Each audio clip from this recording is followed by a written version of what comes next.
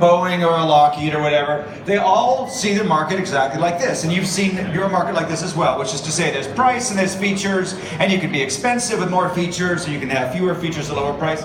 And that is the way they see the market.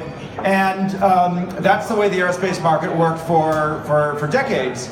And 4 years ago, I was the editor of Wired magazine, and 3 years ago, I made more drones than all of America's aerospace companies combined. And how did I do that? And the answer is, how could I possibly compete with these people who had optimized their way around this curve? And the answer is, they had the wrong curve. So it turns out if you actually put units on the scale, that the aerospace industry was optimizing around the price and features, starting with $1 million and going up to like $300 million. And it seemed to me that the curve should probably keep going, or the line should probably keep going. And I couldn't do anything up there at $1 million, but I thought I'd play around with $0 and maybe move up to $100 and see where I ended up. So we started making drones, but we didn't actually make the drones. We just made the boards that were the autopilots that used open source code and then went into the drones. And we started with $29, and we eventually made it up to about $200. Then we put those autopilots inside an actual drone, and that was like $300 moving up to $1,000. And remember, this is orders of magnitude. This is a log scale, right? So I'm going up by orders of magnitude here. Then we went from up to $1,000, and then we started to use those drones for useful things like construction, and we sold it as part of like a service, and that was like $10,000 up to $20,000. And meanwhile, the aerospace industry didn't do a thing. And then the aerospace industry recognized that we were suddenly putting millions of drones in the air, and they were putting no drones in the air in the commercial marketplace in the United States. And so they thought, oh my, we should probably get cheaper. So they were able to come all the way down to $100,000 while we're going up to the 20s and 30s, etc. The point only being is that we explored crazy cheap. We explored $0. We explored $10, $20. And the aerospace industry couldn't imagine that you could make a drone for this cheap. And today we as an industry make millions of them, and we own the commercial drone industry. And that's it. The aerospace industry is gone in this sector. They can still sell to the military, but when it comes to commercial, the skies will be dark with stuff made in China by companies like ours. So that was really just an exercise in exploring a dimension of innovation, which was crazy cheap. It turned out to be interesting. It was easier for us to get expensive than it was for the aerospace industry to get cheap. So that was interesting. This is how we did it. We involved child labor. This is one of my daughters. I said, I'm always trying to get them interested in science and technology. So I said, play with Lego, and she said, okay. And then my son said, okay, I'll do some programming. And it was really boring. You spend all morning programming these things that kind of slowly move against a wall and then they back away. And the kids are like, that sucks. We've seen Transformers, where are the freaking lasers? And I said, well, what if the robot could fly? And they're like, what does that even mean, flying robots? We literally Googled flying robot, and the answer was, turns out a drone is a flying robot. So we said, oh, I guess it's a drone. What's a drone? So we Googled drone, and the answer is it's a plane with a brain, and like an autopilot. And I was like, oh, what's an autopilot? So we Googled autopilot, and it turns out that it's basically this, and we just did this in Lego parts on the dining room table. It's a Lego controller with like these sensors, like a gyroscope, an accelerometer, and a magnetometer, a compass, and things like that. And so we just stuck them together, and the kids programmed it, and then we stuck it in an airplane and it flew, and it's like, oh, well, that was a drone.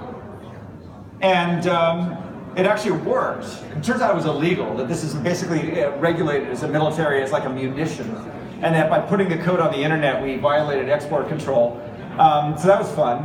That's now in the Lego Museum in Billund, Denmark. So the kids were bored because they're kids, but I thought that was kind of amazing that we just did this. So I created a website to do more of it, and then it turns out a lot of other people were thinking about the same stuff, and they started sharing code and design files, and that was really cool. And they started innovating really fast, but you had to be an engineer to use it. So people were like, that's great, but I don't know how to fab a PCB. Can you just make a kit? So the answer is okay. So here it is. This is our first factory. Same kids. This time they're paid with strawberries and juice. and do not put the 6-year-old on quality control. Doesn't work out well for anybody. What they were making was a robot blimp called Blimpduino, because they used Arduino, and we stuck it in a pizza box, and we learned some important rules about economics. If this is your factory line, the worst thing that could happen is that you sell out, which we did, because when you sell out, you have to make more, and I just could not get the kids to do that again. So I said, I need help. This is just a hobby. So I found a guy on the internet named Jordi Munoz. He seemed really smart, and he agreed to do it. I sent him a check for $500, and he sent me back a picture of him making it. I'm like, good, we're done. End of company. Jordy's got it from here. But Jordy kept sending me more pictures. He said, we've got a garage. And I'm like, awesome, shelves. And then he sent another picture. He said, yeah, so we bought some used pick and place machines on eBay, and reflow ovens, and CNC machines, and stencil printers. And I'm like, what? Who is this guy? I haven't met him yet. I thought, that's kind of impressive. And they sent me another picture. He said, we opened up another factory in Tijuana. This is a clean room. So my go-to joke here is that this is a Tijuana drone factory, which is a great name for a band. I was really impressed because the workers were wearing uniforms with our logo, but they use these electrostatic discharge cables, so they attach their wrists to the machine so they don't get sparks. And I showed my friends, and they're like, you chain your workers to the machines. That was so cool. And then they kept building and growing, and we accidentally found ourselves with the biggest drone maker in America, or North America, I guess, because it was Tijuana, and I had not met the guy. So it turns out I accidentally created a 21st century aerospace company by meeting a teenager from Tijuana on the internet and sending him $500. So that's not the normal way entrepreneurship works. It just happened to work really well in this case. I subsequently did meet him, and he was great. And then we took a lot of venture capital, and then we scaled up and moved all the production to China and had these people do other things. But the point is, this is what we did to the aerospace industry. This is the average price of a helicopter. We're making multi-copters. This is the average price of a helicopter. We demonetized the aerospace industry. Oh, and by the way, it just keeps going down. This is like this is like millions per unit, but you keep going down. Then we got demonetized by the Chinese. So we took the price from like $1.2 million per unit down to about $1,000 per unit. Then the Chinese took it down to $300 per unit, and now you can buy it in Best Buy. So that's it. Bye-bye aerospace industry in this domain, because we explored zero, and that was really effective. So there's a rule.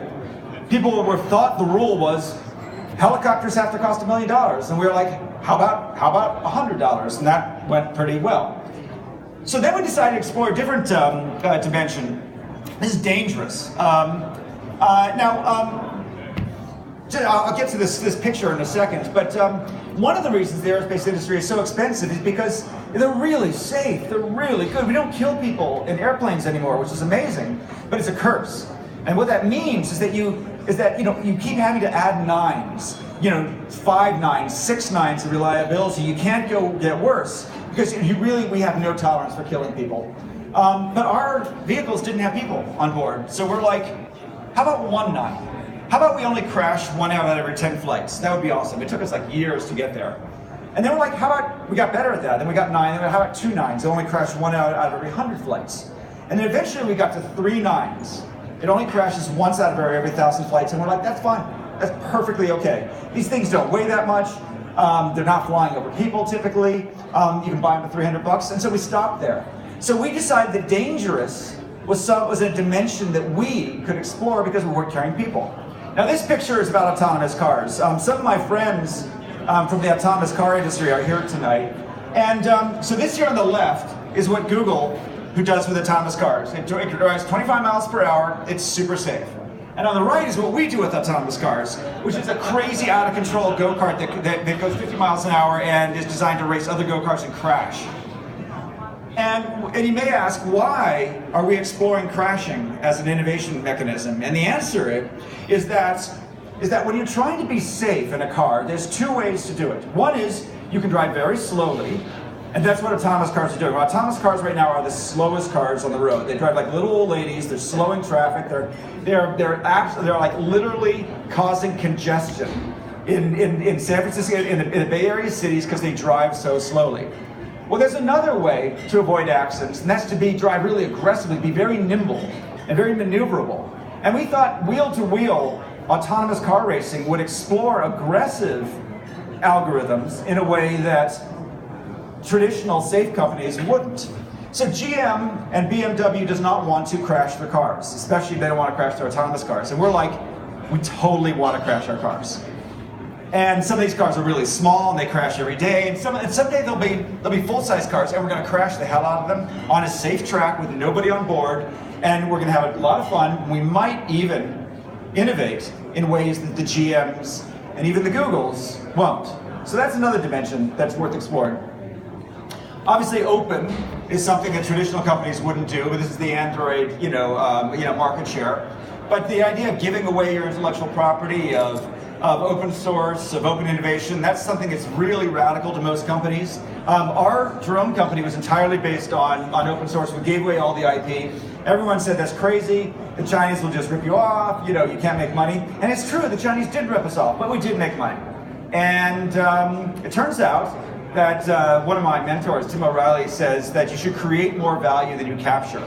And the idea of creating something super useful for the world, and you don't take the monopoly rent, it turns out to be a good idea. So obviously, it's Silicon Valley, I don't need to tell you this, but open was considered a rule that you couldn't break until we did break it.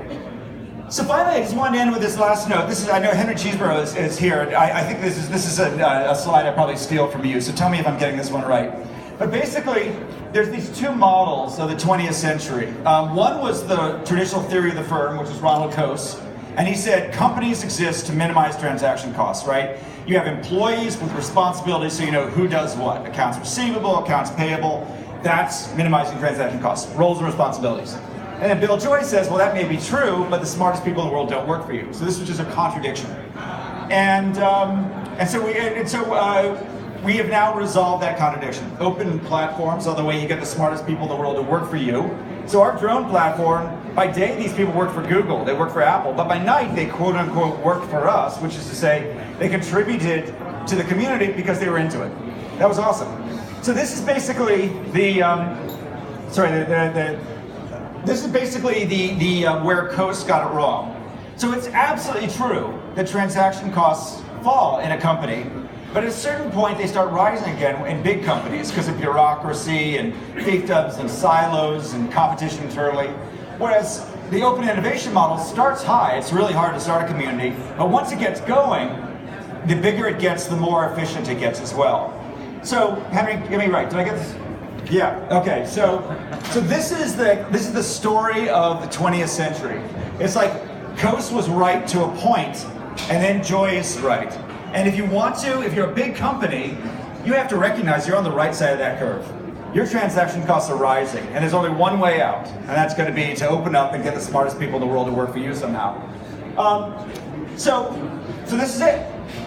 Back in the old days, it was company versus company. If you owned the means of production, the factories, the railroads, you owned the market. Then it's like everybody had access to a factory, and it was product versus product, phone versus phone.